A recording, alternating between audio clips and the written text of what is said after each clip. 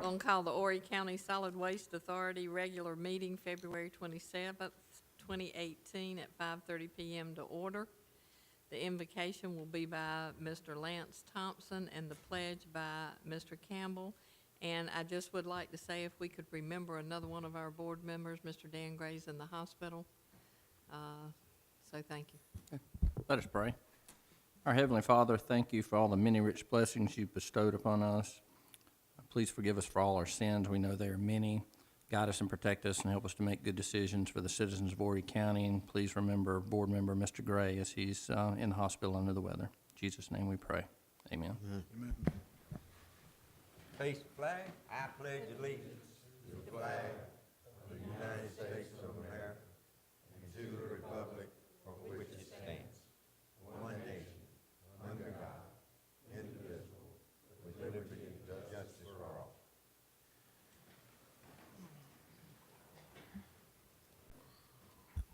Okay, we need approval of the agenda. So moved. Second. We have a motion and a second. Any discussion? All in favor say aye. Aye. Any opposed? The agenda passes.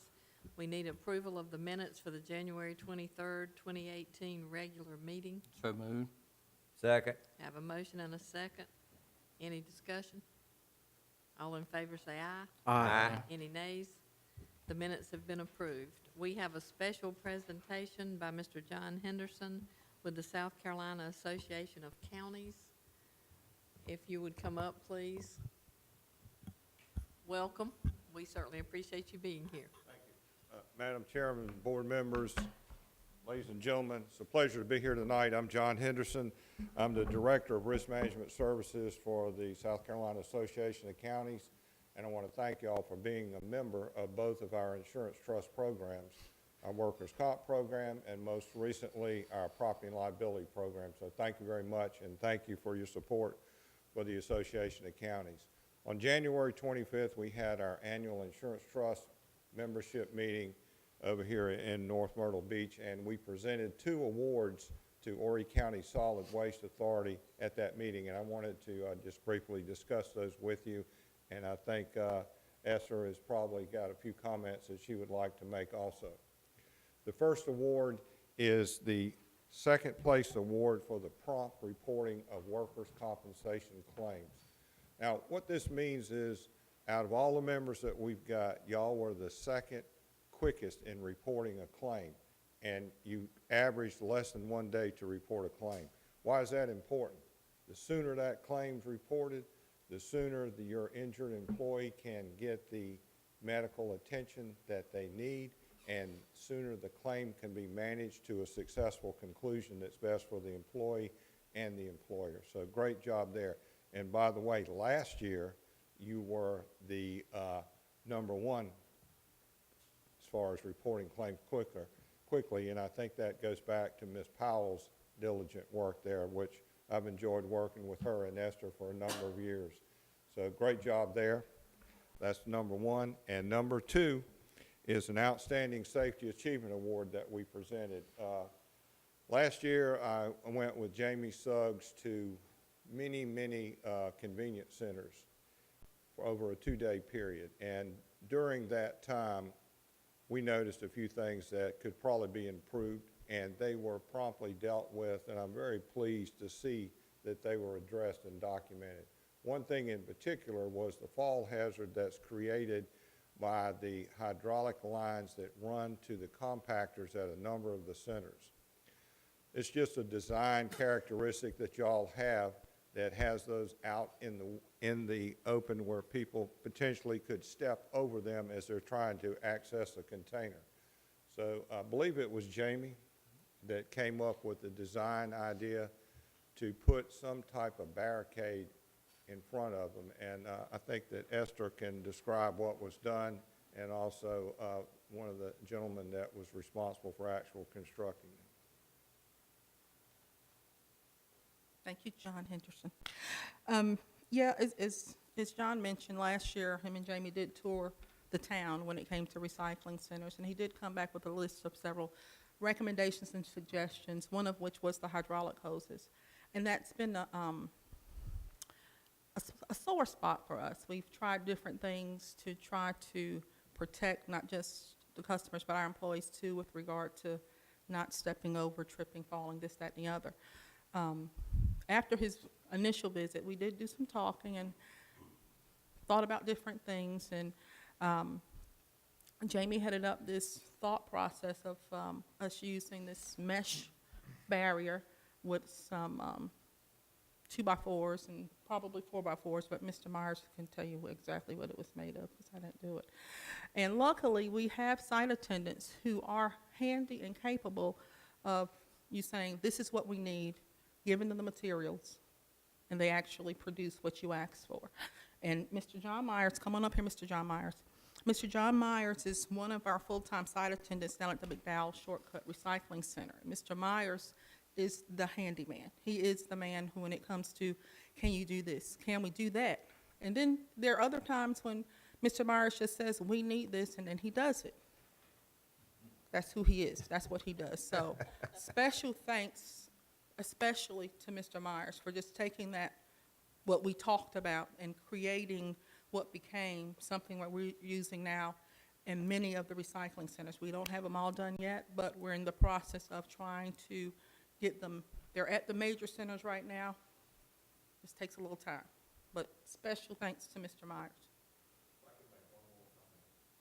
When I made this initial suggestion to get some kind of barrier, naturally I go to the internet and I cut and paste the $150 barrier that you could put up and buy it all nice, new, and shiny. And then Jamie came up with the idea, let's make our own. And actually the idea, I love it because it's inexpensive and it's actually better than the heavier portable barriers that are out there. So great innovation and thinking and teamwork, and I really appreciate it. I think this was one of the better ones that I've heard about in a long time.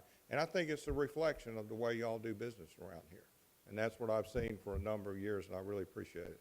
Well, I'd like to thank you. I think our employees are good at that. No question They do about it. take care of each other, and they know that we are very concerned about their safety. And we ask them at most meetings if there's anything they feel like we can do to help them, because having them safe here and the people that we serve here is very important to us. And I appreciate you coming. And if you have any other suggestions, we certainly want to hear them. I'm sure we'll continue to work together. We had a little defensive driving class in here today, and we're going to have a few more, and it worked out pretty good. But let me just say that y'all are an elite organization, and we value your membership in the Association of Counties and in these two insurance pools. So thank you very much. Thank you, Thank sir. Thank you. Appreciate you being here. Mr. Mr. Myers, we'd like to thank you for everything that you do. We maybe just need one of you in each of the centers, but you can't stretch out that far. But thank you so much.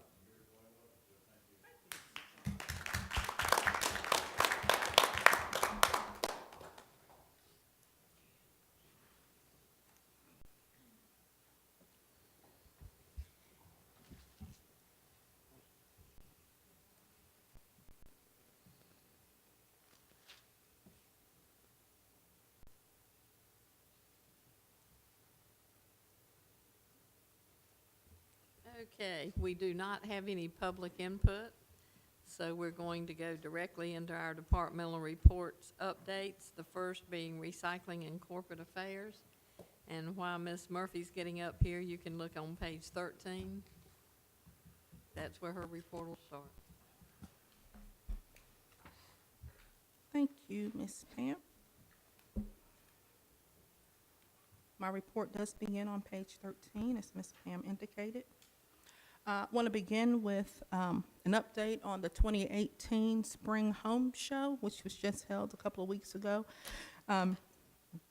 We do enjoy going to the home show. It gives us the opportunity to speak to not just Horry County residents, but part-time residents as well as visitors about the different services we offer, and also get many comments on things that we may can do in addition to what we're already doing.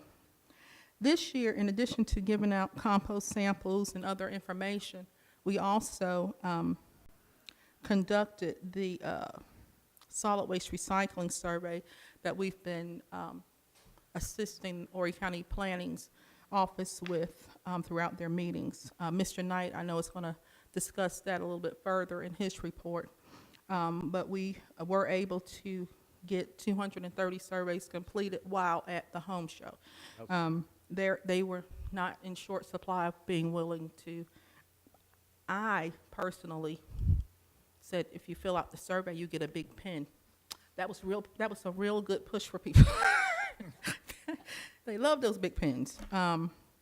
We also gave out about 900 sample bags of compost. So it's all we have people come looking for the compost. So good time had there, and hopefully next year we'll be able to do the same.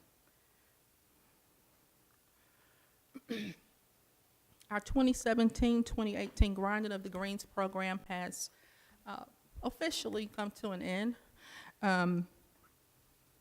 It did run through, we always run it through like the end of January. January 29th was the advertised last day that you can bring a Christmas tree out. Grinding began the week of February 5th. Our partner this year was Horry Electric Cooperative, and they had their their tree crew, come out and grind trees at the remote locations, whilst our staff here at the landfill ground, whatever came in through the landfill. We did receive approximately 2,100 trees through the program this year. It was funny when I talked to Horry Electric the week they started grinding, and they sent me some pictures, and I said, well, how was it? You know, I had gone out a couple of weeks before, and I got to see some of the things, and he said, well, it was about the same when we last talked.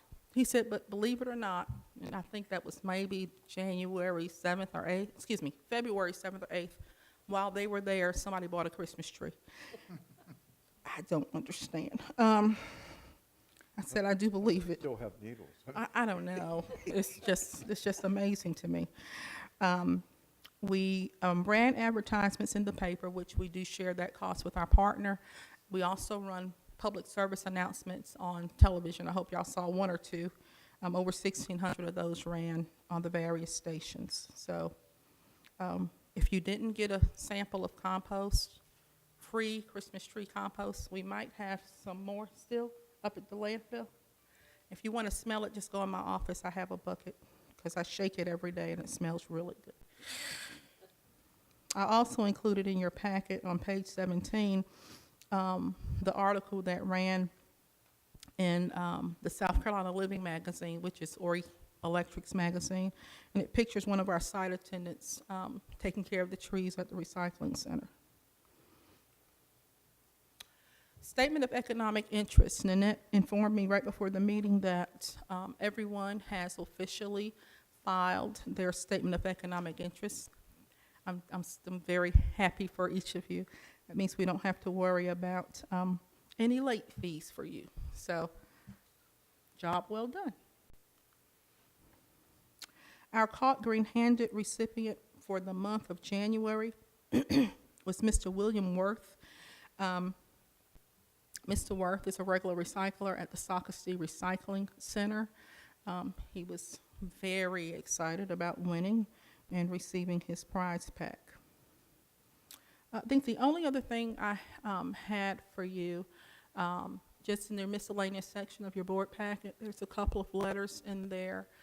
One complimentary letter on the McDowell Recycling Center, and then another from the Greater Burgess Association for some things that we've been doing in support of them. And that's all I have, unless you have some questions. Just one thing that I got, and I'm sure because you coordinate a lot of things, I'm not sure if anyone read this or not, but I got a letter from Santee Cooper, and they said they usually look forward to April in our annual Horry County Appreciation Event.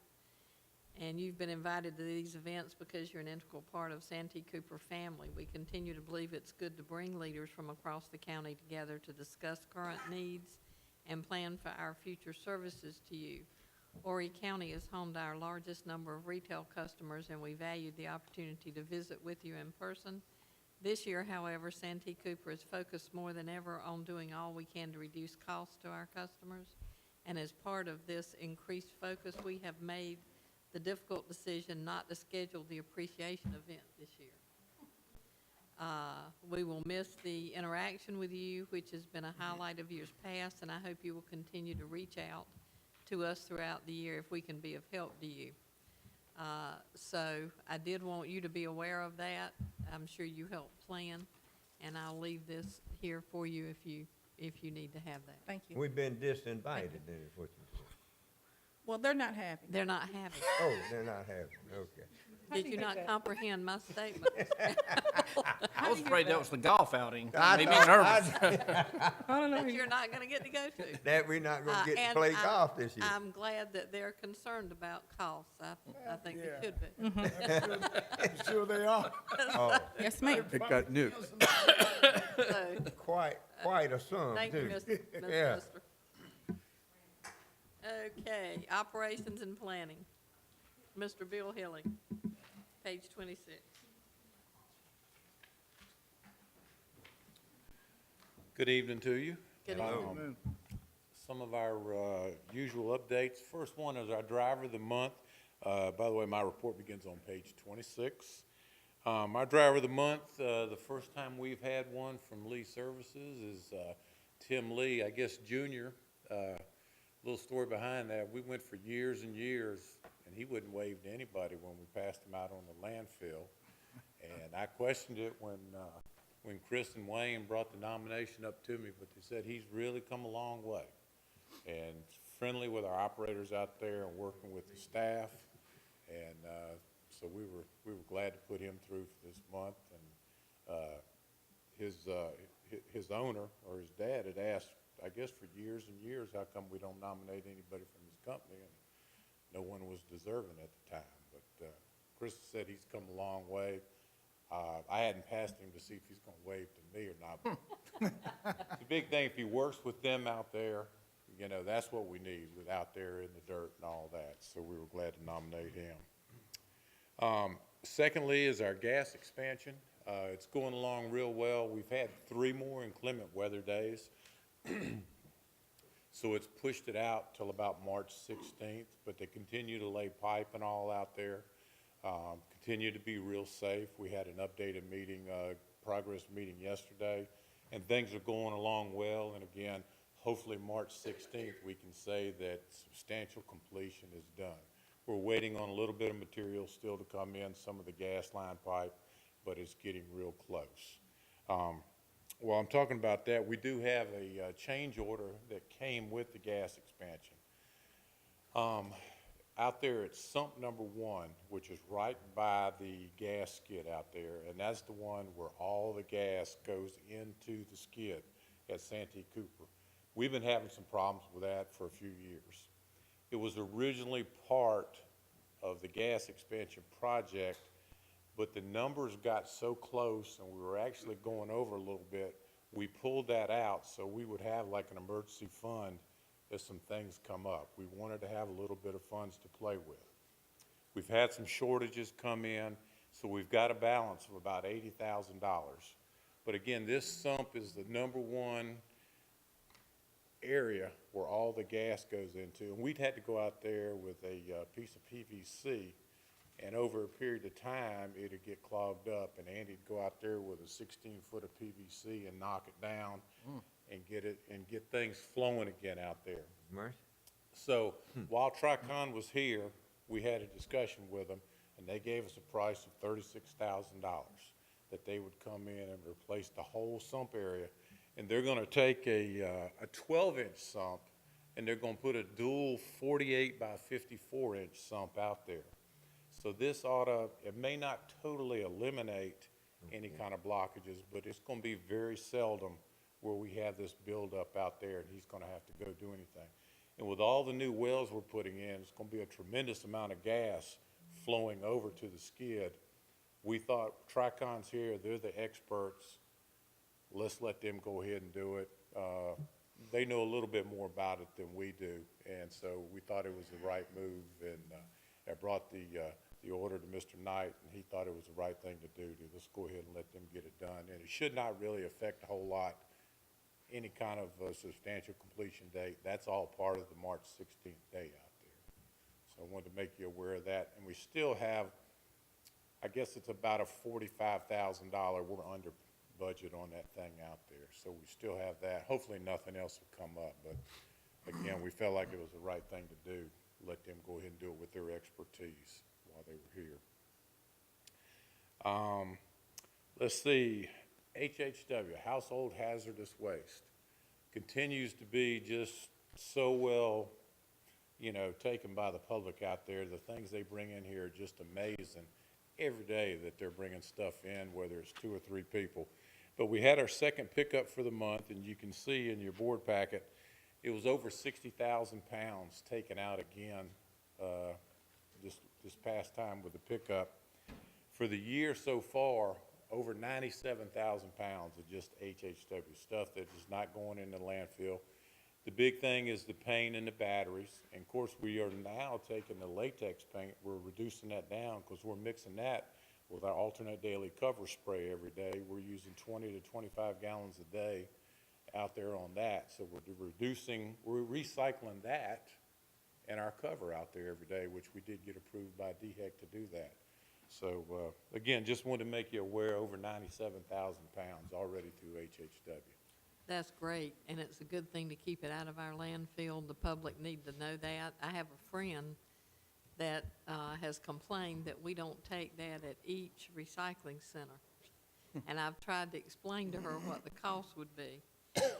And she said, well, it's not convenient, so I'm just going to throw this can of paint in the thing. I said, give it to me and I'll do it. You need to do the responsible thing and go do it, but if you're not, I'll do it for you. So we appreciate your effort and the extra days out there.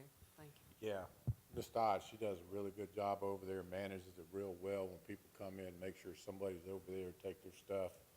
And she keeps up with all the numbers and the bids and all that, so credit goes to Stephanie on that. Very good. Last thing, I just wanted to bring you up to date on our landfill inspections for FY18. In July and August, we weren't exactly perfect. We were close to it. We had a couple little brown spots out there, and if the inspector sees a brown spot, nothing running out, but it's just where it got wet. And a lot of this, where the 2 sightings were, is where we're doing the gas inspection. And so the gas is kind of pushing up a little bit of the liquid toward the surface of the dirt. And so we had that. But since August, and even we just had our other inspection last week, we've had all, if you want to say perfect, or all satisfactory inspections. She hadn't found anything out there. So pretty much for eight months now, we've had 2 that were very, very minor. I mean, sometimes they come in, I think they're just going to write something up. They got to do that, but very minor, and staff has taken it. You know, we noticed we had those little spots, so we put a little bit more dirt on there. But we're very confident that once we get the gas expansion going, that gas is sucked out of the landfill over there. It won't push the liquid back up. So anyway, that's it. Any questions? I'd like to compliment you on what you do and the satisfactory, because it is difficult for those of you who are not aware of that to get that. And the other landfills that we have toured, as DHEC and a lot of them tell us, are nowhere close to as clean and the satisfactory things that you get here. So I thank you very much, and I thank all of the employees out there. I know that it is because you're checking on what you're doing and doing that, and we appreciate it a lot. Glad to do it. Satisfactory is the same thing as the number 1 previous. Yes, sir. Right. Yes, sir. Now it's either yes or no, you know. No gray area or anything. It either is or isn't. I'd like to commend you also. You gave me a report of your C&D. Thank you so much. Is that what you I'll pass were this looking around. for? Exactly what I was looking for. Historical graph of how we're doing with C&D. We're concerned we're going to lose a lot, and you can tell how much construction demolition debris we're getting because of increased construction activity. And it's encouraging to see that, and I hope we can improve our recycling of that. But thank you. Yeah, I think the last 2 weeks, we've been really hammered with demo jobs coming in, the tractor trailers And I mean, the pad is just staying full. It's so much wood. I mean, we've just finished coloring mulch, I think, 2 weeks ago, and it's going out the door, so but yeah, we're getting hammered right now. You're probably going to be for a few months because everyone is opening back up for the beach season, and I would imagine you're going to be very busy. Yeah, the other thing that's really picking up is the compost right now, too. People want to spruce up their yards and their businesses, and so we've got a good supply of that, very adequate supply in the back, and you just listen to the radio, plus the glass. Since they got a new glass crusher down there, the material is excellent, and it's almost as many people asking for the glass now as it is the compost. Is that right? Wow. That is really great in a time when most landfills, public and private, have stopped taking it. Y'all got a good machine, you're doing a good job with that. Thank It's up there at the front, people just ride by and say, how much is that? And it looks good, and it shines up at the front, so I know Wayne and Chris are staying real busy loading that stuff. Thank you. Thank you. Finance and administration.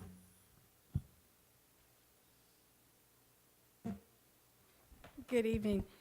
Just to follow up with that story, I received a phone call this afternoon from a gentleman that came yesterday all the way from Marion to get some of the glass. And he was really complimenting the staff is what he was calling for, the Scales House staff, how friendly they were and helpful, but also Bill's staff, how great they were to help out and answer any questions he may have. He inquired about the concrete crushing that we had going on, and he said, coming from Marion, he said, we are light years ahead of Marion County, and he was just so complimentary. He said he would definitely be back for more of the crushed glass.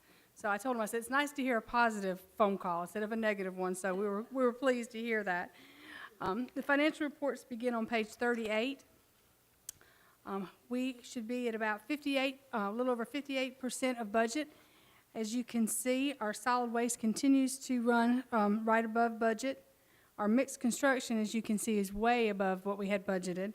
And our yard waste is just slightly below. We hope, like I said, that that'll start to pick up with the yard waste, of course, as the weather gets nicer. So we anticipate to see that kind of increase these next few months. As you can see, the recyclable sales are at 68.28% of budget. So they're also well above what we had anticipated, what we'd budgeted. The C&D processing facility, the revenue for year-to-date is $185,336.58, with our expenses being $340,829.68. So we do have expenses over revenue year-to-date of $155,493.10.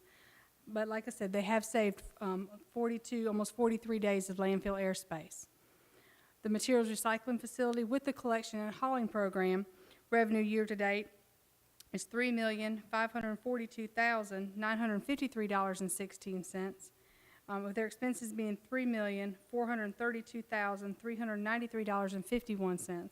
So they actually have their revenue over expenses year-to-date of $110,559.65, and of course they've saved just a little over 34 days of landfill airspace.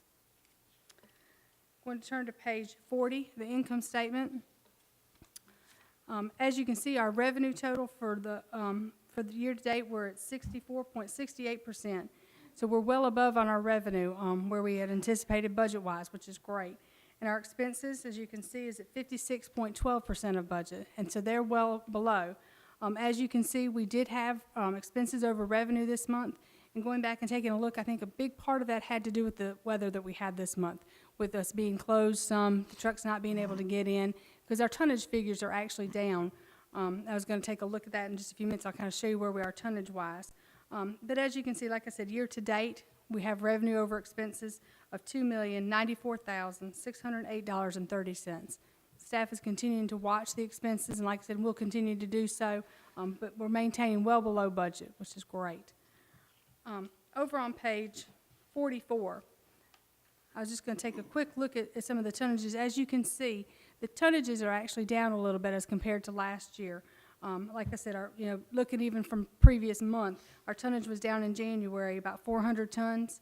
Our mixed construction down about 1,000, and yard waste down 1,000. And like I said, I think a lot of that has to do with the weather. The trucks not being able to get in here for a couple of days, but yet we were still open and running except for the one day. So I think hopefully we'll see that increase next month.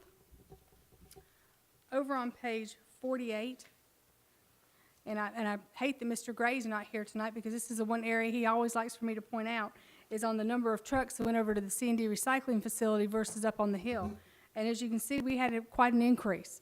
14% of the trucks went over to the C&D recycling center, and then the 86% went up on the hill. So that's great to see that we've got more trucks. They're diverting more trucks over there, and they're taking more material over there. So like I said, they had a good month, and like I said, we're continuing to watch that and send as many over there as we can. I'm going to go into the MRF reports, which begin on page 52. Like I said, we are seeing a slight decrease this month in our prices. I won't get into that too much because I know Mr. Besson will bring that up in his reports. But for the month of January, our average price was $182.98. Like I said, last month it was $170.72. So we did have an increase this month, but we are anticipating, of course, a decrease this next month. As you can see, our revenue from the materials sold was $410,499.49. We did have a cost share of $9,883.66 to Charleston. So it brought our overall revenue for the month $400,615.83, and our expenses being $392,905.45. So we did have revenue over expenses for the month of $7,710.38. Year-to-date, we have revenue over expenses of $525,955.19. I did present these reports this morning to Horry County INR. They were very receptive, no questions asked. Their main thing was that, like I said, they wanted to have an update on where Charleston was on their MRF. Couple other just little things for you. Just a reminder, we do have our health screening coming up on March 13th, and that will be from 7 a.m. to 10 a.m. You can get with Ms. Powell to sign up for that health screening. And then also we have the budget workshop scheduled that same day. And so I'm going to move the time a little bit to instead of 10 o'clock for the budget workshop on March 13th to 10:30. And I'll send an email out to everyone just reminding you of the budget workshop. You can give blood at either one. Any questions? All right, thank you. Thank you, Jan. Special Projects and Governmental Affairs.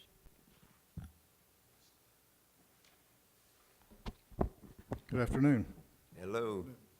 As y'all looking at your report, especially on 57, you can see that we were down about 100 tons at the MRF last month.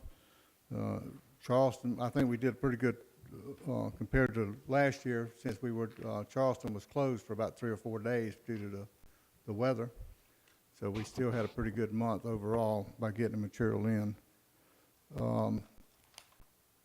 Also over on page 58, as you can see, our prices per ton for cardboard in January was $147. Our newspaper was $144, and our office paper was $167. We are seeing a decline in paper prices. I'll give you an example. As I said, $147 was what we got in the month of January. This month we got $101 a ton. So that was almost a $46 drop. Newspaper was $144 in January. This month we got $116. Office paper did increase by about $30 a ton. We have been able to get the material out this month, so we haven't had a problem with that. When I left this afternoon to come up here, I think we had less than 4 loads of fiber on the floor to be shipped. I thought I'd do something today to show y'all a little bit about pricing and sort of give you a little chart here that'll help you try to understand.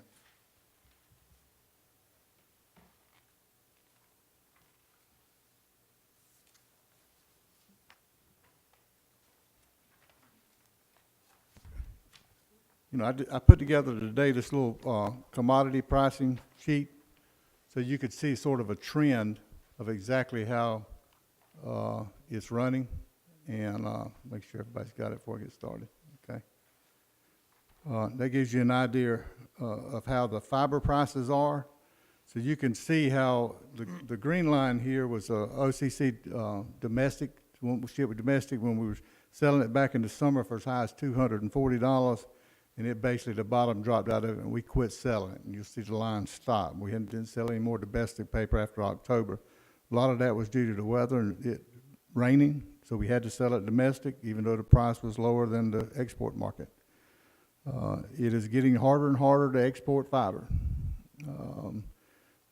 I've read several articles and seen several articles put together where people are actually paying to get rid of their fiber. China has used to have about a 5% contamination rate, and they've gone down to a 0.5%. What has that done for us? We were already doing a good clean paper, but we had to get it cleaner. I do audits once a week on the paper to see how much contamination it's got in it, but it also slows down the process to get it clean. There's been some question in my mind where part of it would be cheaper or not, whether it'd be cheaper or not to send it back to Charleston or keep it in-house. Right now, we're trying to do it, and it's running, it's costing us about $100 a ton to process that material, where typically our processing is down around $80. So we're definitely striving to try to meet those markets in that market.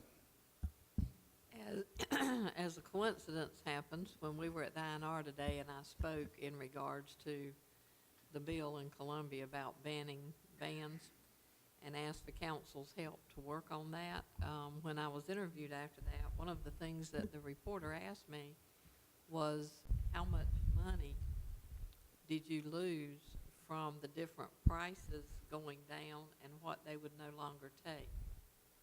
And I said, I know that we are, and in some instances, there's a large change from month to month.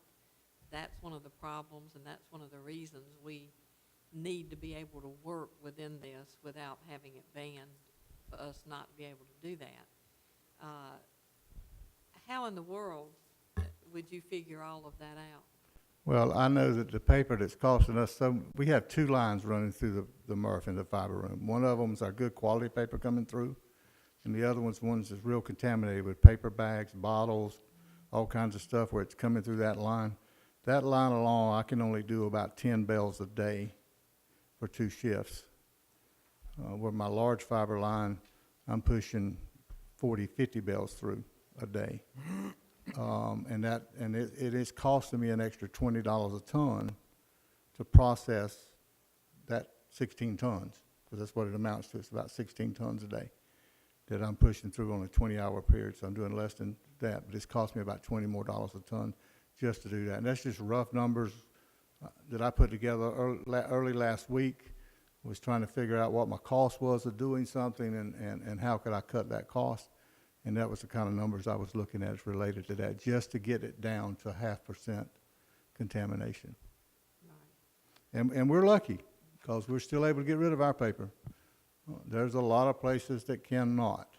And so we can consider ourselves lucky.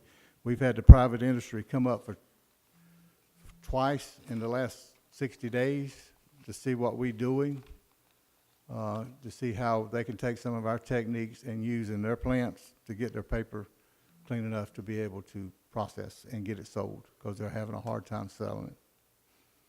Sunoco is using most of theirs in their own mills. But if you're someone else that does not, they're having a hard time with being able to ship it overseas.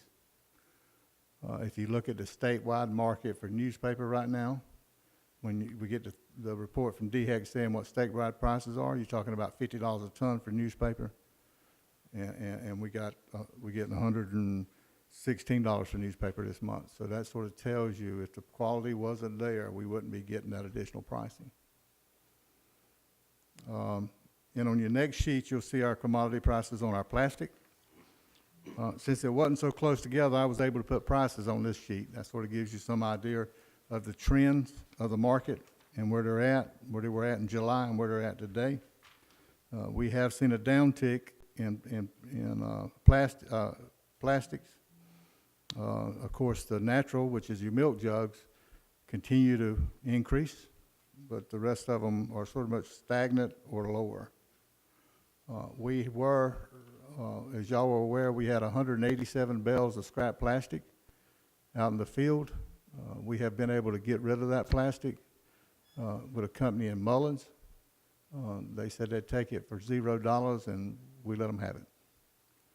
We did ship a couple loads this past month that we paid for to get rid of, that we paid $30 a ton to get rid of. But we were able to, somebody come along and we have seen a change, we have seen some indication that people's wanting that again. And as in the last few days, so undoubtedly that pricing is starting to tick back up and that demand's going. We have started taking it back out again rather than sending it back to the landfill. If we can get rid of it, we want to sell it. So, or give it away as far as that goes. We'll give it away to keep it from going to the landfill. If you look over in our metal prices, it's on the next sheet. And for you, if you don't realize, UBC is aluminum beverage cans, used aluminum beverage cans. And non-UBC is pie pans, anything that's aluminum foil. That's the one market that we wasn't capturing, and we started capturing about, we sold our first load in August. And as you can see, we sold one in August and one in December at $640 a ton. This is material that we were selling as scrap metal for $140 a ton.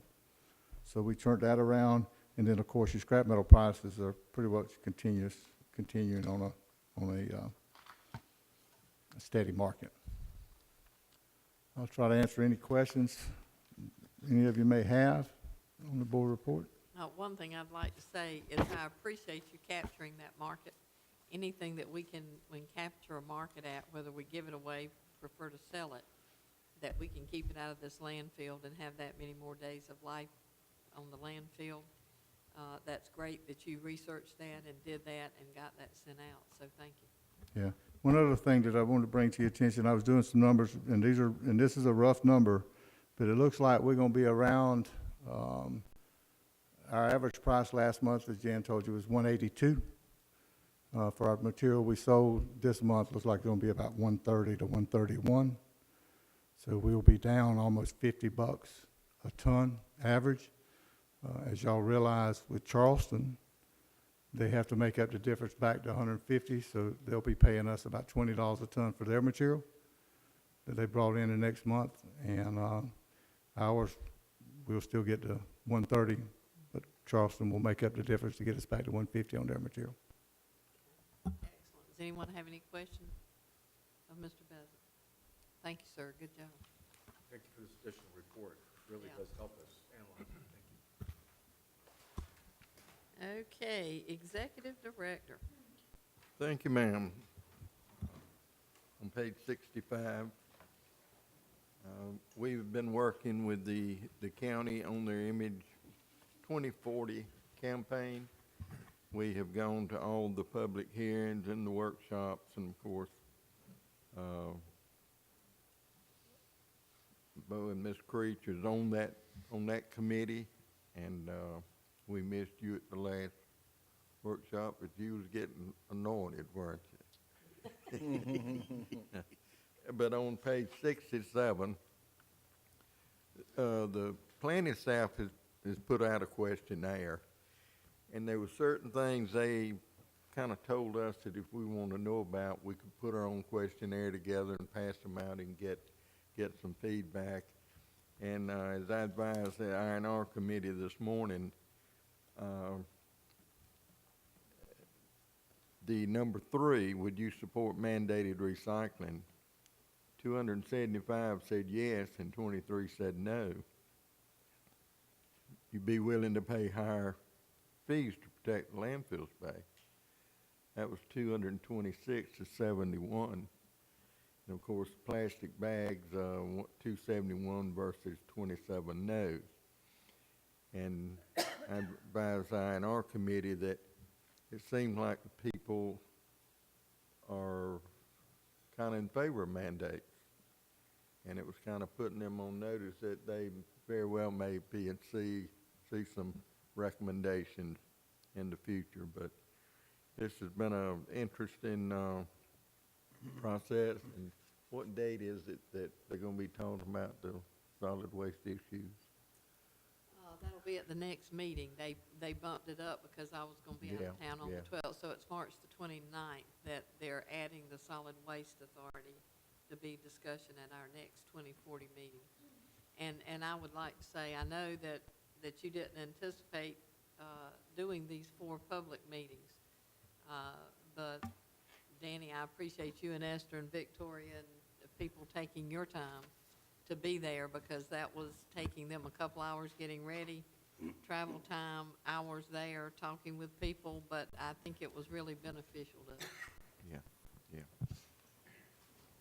Okay, the next item is page 70. We had a campground set up down on some property, and we really didn't realize this was going on the property. Because you could drive down 501 and look, and you couldn't see anything. And I think the day that Mr. Campbell, we rode down there, we didn't see anything. And we rode Jason. But we got a call from the adjoining property owner that we had some problems. And we went down, and you see the pictures of what we found. And we gave them some time. We put up some signs that advising them to move their material if they wanted them, if they wanted to keep it. And I think we gave them over a week time. And we got down to start cleaning, and they were still there.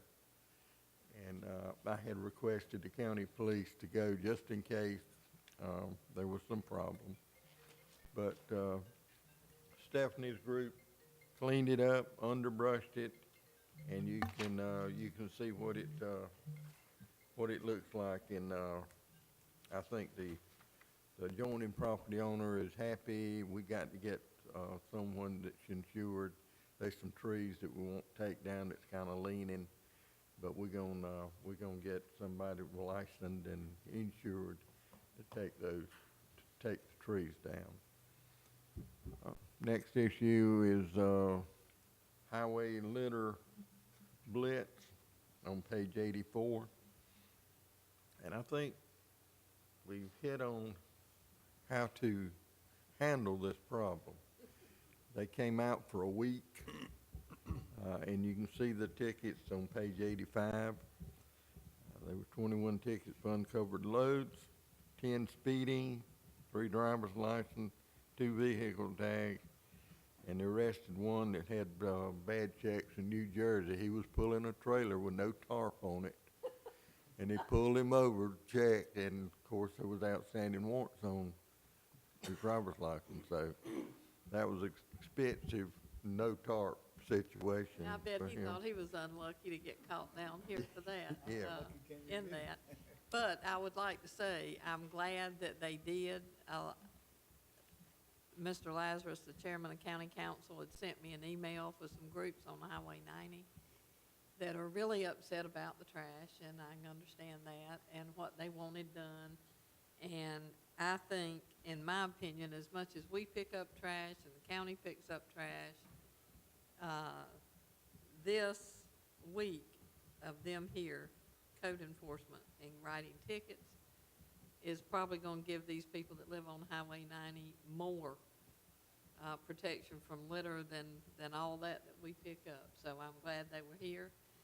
I'm glad they went through this, and if it's needed again, I certainly hope they come back. Yeah, well, talking about litter, Ms. Creech and I did we had certain roads on the litter campaign situation that we went out and observed today. And I told her the roads look so much better this year than they looked last year. But we went, one between 905 and Highway 90 is littered, and it's not the trash trucks and the haulers. You can tell how far it takes to eat a Wendy's hamburger or drink a Miller Lite because the paper's outside the road. And then you get on down close to the river, and it kind of runs out, still littered, but that's that's probably the worst road that we saw. Okay, our next issue is Charleston County. And, update on that, we have heard a couple of times from Kessler, who is a consultant firm out of Tampa, Florida, that's, working with Charleston to review the contract and I guess our operations, and we've sent him the numbers, and I told him he could get most anything he wanted out of these monthly reports that we report to county council and to the board, but I will probably see him next week in Florida at a convention and have a chance to talk with him one-on-one on what's the deal. They advised me that, their MRF will be in operation April 1 year, so, from this April to the following April, they should be in operation.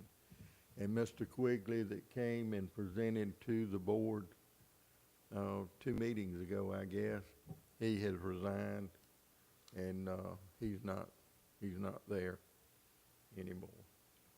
So, I guess we will be working with, another group. But that's my report. Any board members have any questions, Mr. Knight? Okay, we Just will, a comment, if I Okay. could. Thank you so much for the work that you did on the litter index today. We really appreciate it. But I think what you mentioned about enforcement being a vital prong, I think you got more mileage out of that enforcement action than we could over the efforts we've been making. Thank you for adding that, and I think we should encourage more frequent enforcement. But the TARP enforcement altogether, over the last year, we've just done a tremendous job of getting enforcement, and people are complying because they realize what a small effort it is and the impact that small effort is to make sure that their loads are secured. And in talking with Wayne and Chris, they've seen a great difference of people using tarps. And I was down at the local deli, one day this week, that's Dollar General down here. And there was a guy in the parking lot, and I know, what's he doing?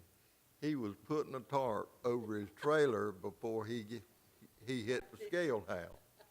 Didn't matter up the road, but They've taken notice. yeah. And I've taken notice of how much better our road crews look. It's great. Someone sent Mike some pictures of a truck that had some litter on it. I guess it was leaving the MRF, so he just sent the pictures to the company. And the guy from the company says, "We certainly appreciate it. We don't need any more tickets." So everybody is getting a dose of it. Thank goodness. Thank you. okay, committee reports. First one will be recycling and corporate affairs. Thank you, Mr. Chairman. The Recycling and Corporate Affairs Committee met on January 31, and we did a tour of Conway Elementary School to look at their composting operation. Ms. Creech, Mr. Eyes, Mr. Campbell, myself from the board went, and Mr. Knight and Ms. Murphy from staff went. Mr. Gray was out that day. I think he was still sick at that time. We met with Greg out there, and it's a real nice operation that they put together out there. I understand when he first started, he had like 3 sites. He is now doing 22 sites. He took us through the process, and I was really elated the way that they have put together the process. It's a real training process for the students. They actually talk to them about the value of recycling, and so they understand what recycling is all about. But the way they've done it, they was able to get rid of all the trash bags. I think Mr. Bellamy there, who is the Willie, I guess what they call him, Willie Eyes, is watching, is the guy who kind of oversees all of this. And I think he told me they may have gotten rid of maybe 30 to 33 bags per session. But the thing about that is, in those bags, you got everything. You got paper, you got food, they were leaking, and all of this good stuff. So he has gone to Rubbermaid containers so that he can separate the waste, which is really a neat ideal so that you get clean material for composting. So everything that goes into that composting bin is stuff that they sent out here that can be compost, and you have clean compost. So that may be one of the reasons we're getting a spike in people looking for better compost, because it's really clean material. They kind of set it up so they've got all the kids, I guess they start over there like pre-K. It's really funny to see the little kids come in with their trays. The teachers kind of help them. But they have put some pictures up, and Esther told me I couldn't print the pictures. But I did take some pictures of it. See, I didn't print them because some of the pictures I've taken had students in it, and we'd have to get a signed signature to release them. But if you want to see them, I have them on the phone. But they've got it in a segment where they do, they separate it. So they put 3 gallons buckets on the tables. So any wraps that they're eating, like potato chips or those kind of things, they just put them in those buckets. So that's clean paper waste that goes into a bin. And then they come down the line where they have the food, and they have everything that goes in that food bin is compostable. They can send that to be compost. And then they come on down with the recyclable plastics. Well, there's not a whole lot of that because, you know, the kids there are not drinking a whole lot of sodas and a whole lot of pops and that kind of stuff. But they have a bin for that. And it kind of flows. And he said it took a little time to get it so that it could kind of go around. And then they have pictures on the wall. And I will show some of those if you want to see them. But it reminds the students of what is compostable, what can go in there, what goes into the recycling paper, what goes into the plastic. And so it's a teaching process for them. And I'm really glad to see that, because those are going to be the people who are going to be the recycling champions of the future, because they're learning it as an early age. And they're not just having them do it, they're using it as a lesson. They teach it in the class. They teach them why it's important. So it's also a teaching tool that they use for that. So he's really set up a good program there. But I guess the biggest thing that brings to conclude, and if you have any questions, I can answer that, so I don't want to take them all afternoon, but they've got it down so it looks like a very simple process. But anybody that comes in there from the 22 other sites could come right in and pitch in, because everybody knows the process, and he's trying to move this through. But I guess the good thing about it, it's a circle of that kind of things, and we talked about the circular thing, and you knew I was going to talk about the circular thing, because it goes around, because it starts off as a product, which is a food, which they're consuming. It goes into recycling, which is the compost, which they use these plastic containers, which they can lock, so when they put them on the dock, the raccoons and all those things can't get into them to mess up the food. And then when they send it out here to compost it, and then it goes back. They use it in their landscaping. They also use some of it for their gardens, because they do certain gardens and that kinds of stuff. So you can see where it starts from and where it ends back, which is a real circular thing. So all of that stuff that would have been in those plastic bags, that would have been just thrown into the garbage and ended up in a landfill, is now being recycled and sent back and being reused in growing more materials and that kind of stuff. So I thought it was a very good site that he showed, and I'm proud that they're doing that. I think he has one hauler. That's what I got out of it, and some of you other may have some comments that you would like to make as well. I was really thrilled to see that the children were happy to do this. They enjoyed it. They talked about it. They were very uniform with it. They wanted to make sure all of the food got in that before they went and put their tray up. They weren't worried about somebody making them do anything. They were just happy with the lesson and with knowing what it was and how that went around. So I was really pleased with that, and you're right. That's a learning experience that they will never forget, and they will continue to do, and I think it will be a help. The other thing that was interesting, and I might have to find one where I live out in the sticks, the big garbage container, a bear cannot open. And I don't know how they found that or where they found that, but that's an unusual thing. So the teachers, Yeah. the teachers, went right with these children, helped them, and it was just 1, 2, 3, 4, 5. The Army would have been proud Yeah. of these children. It would have been done. I wonder if we can teach adults to do that. I don't think so. But the good thing about it, they were very manageable. I mean, but you could tell that they were growing to adults because the little pre-Ks, it was quiet and they was just gentle. But when we started getting into the 4th and the 5th grade, the noise level began to come up and a little more moving. So you know we're gonna have a problem with adults. Well, that's I loved it when the substitute teachers come in. It's the kids who teach the substitute. Oh, yeah, the because they process. learn, yeah. They've got it down. Yeah, they Pat. teach the teachers Yeah. that come in. Greg is also looking for some other trucking firms. He's only got one trucking firm picking up. And of course, we all talked about that. The further this thing goes in our educational system and with anybody else, they got to have some more people picking it up. And he's working on it. He has done a heck of a job with that. And he's thing. confirmed with me this week, he actually has 35 schools. Oh, so now he is 35. Okay, great. That's great. The schools are so interested in this and determined that if they have a problem with getting drivers, they are actually having the conversation of buying their own trucks and doing that. That's what they feel that it's doing for the students and for the school. And I just think that's wonderful. Well, I think it has to have a great impact just in a cost savings process. And when I talk to them about the bags that they have to save and the manpower that they'd have to do, it is a major cost saving for them. So I could see not only because it's a good thing to do, but because it is a cost saving process. The biggest thing, though, is that the kids are taking this home to their parents and telling the parents about it. And ask them to That's just recycle. teaching Yeah. the parents, yeah. Yeah, Mhm. And then we also have Coastal Carolina University is participating in the Yeah. program. Right. They have a tremendous program as well.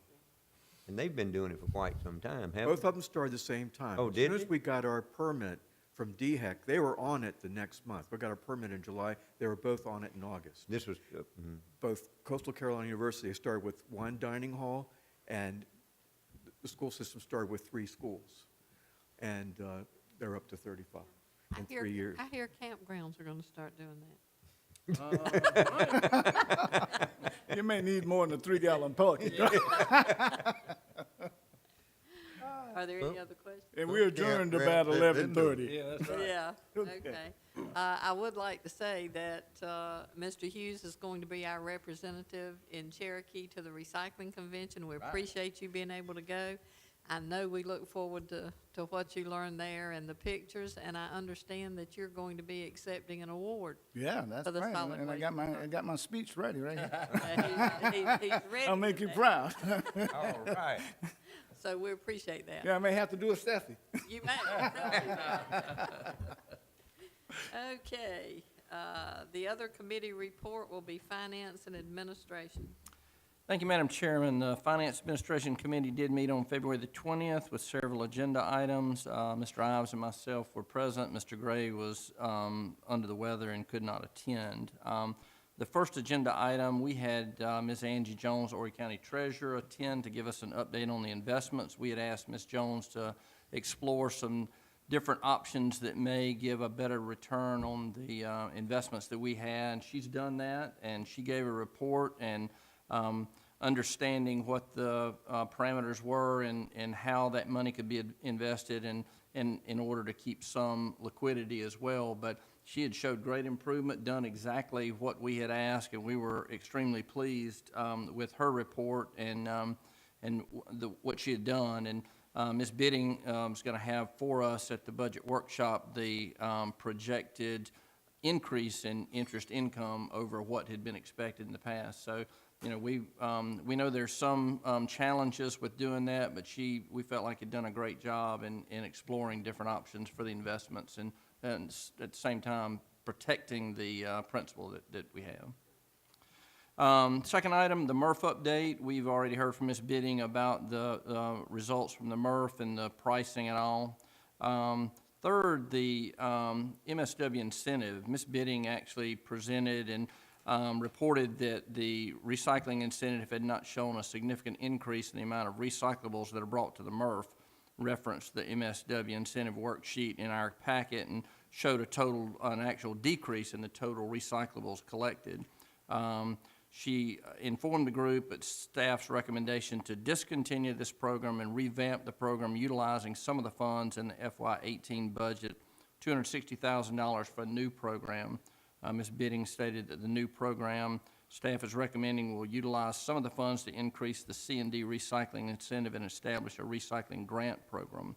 She indicated that the applicants, waste haulers, municipalities, et cetera, would present a grant request to the SWA for consideration and hope to increase recycling in Horry County. So it was explained to us about just hoping to retool the program, and there would be no further financial impact to the Solid Waste Authority, but hopefully to increase the recycling.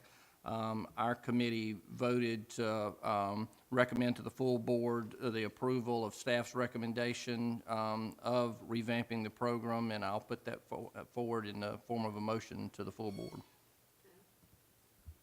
Does anyone have any questions or comments about this before we vote? Okay, we have a motion. Do I have a second? I second. Okay, we have a motion and a second. All in favor say aye. Aye. Any nays? The motion passes. Thank you, Madam Chair. The last item for us was the capital budget update, and Mr. Ives had asked that we get a quarterly update on that.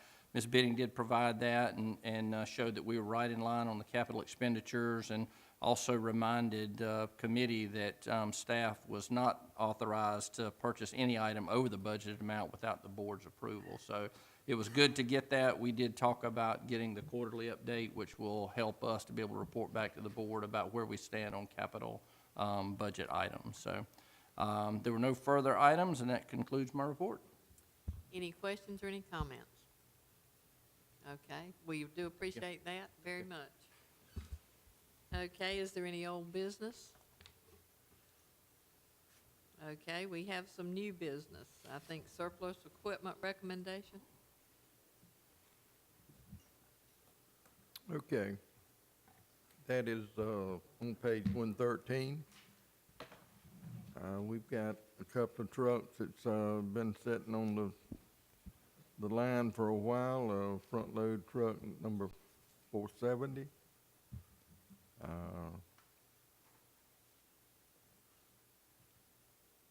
It's one truck.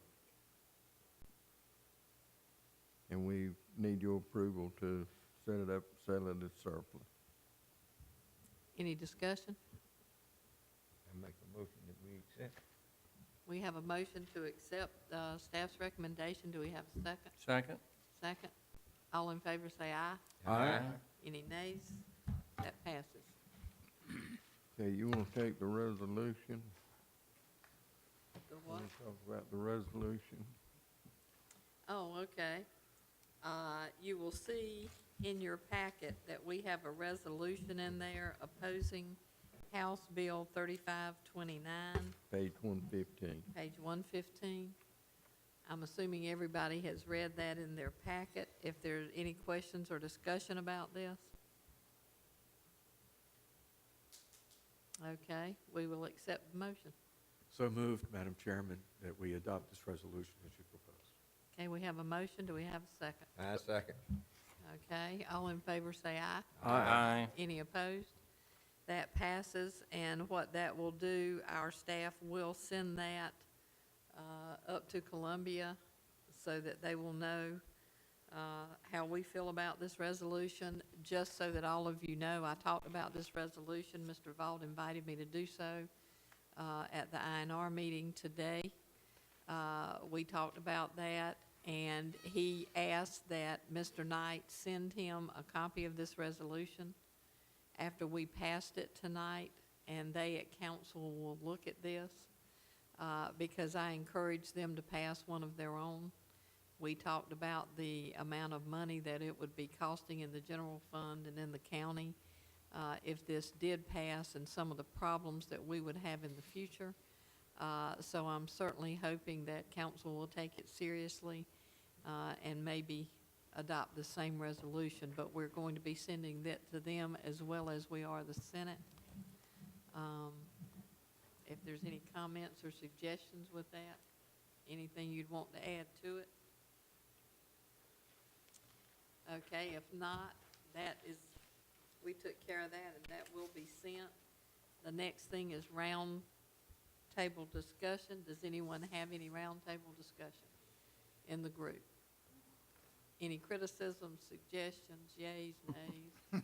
Other than you can't say a word, but everybody else can.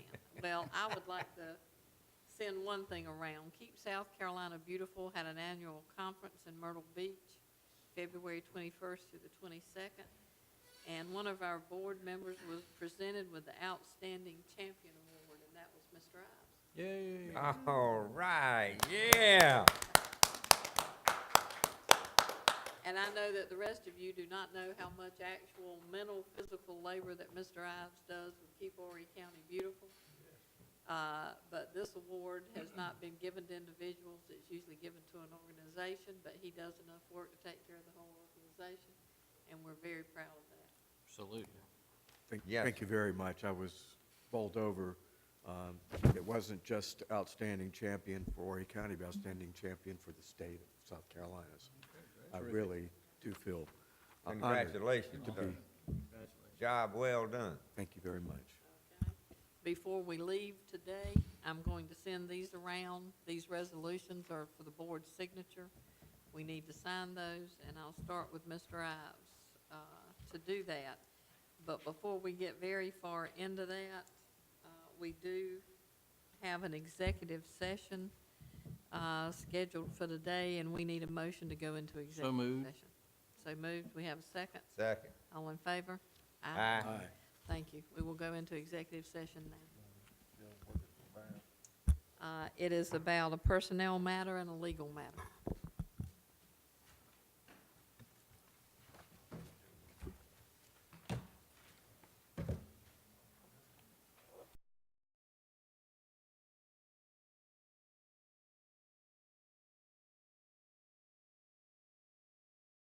And back into open session. I make a motion to come out of executive session. We have a motion and a second. All in favor? Aye. We are back. You State- need to announce that no Yeah. decisions were made. I'm sorry, am I jumping ahead of But I appreciate that. Let the record reflect that the executive session was held for the purpose of discussing a personnel matter and a legal matter. There were no votes or action taken in the executive session. Okay. We have no action needed, so that is the last of our meeting, and I will accept a motion to adjourn. So moved. So moved. Meeting is adjourned. Thank you, everyone, for coming. Thank you, Thank you. staff, for your work. Thank you, Mr. Gosnell.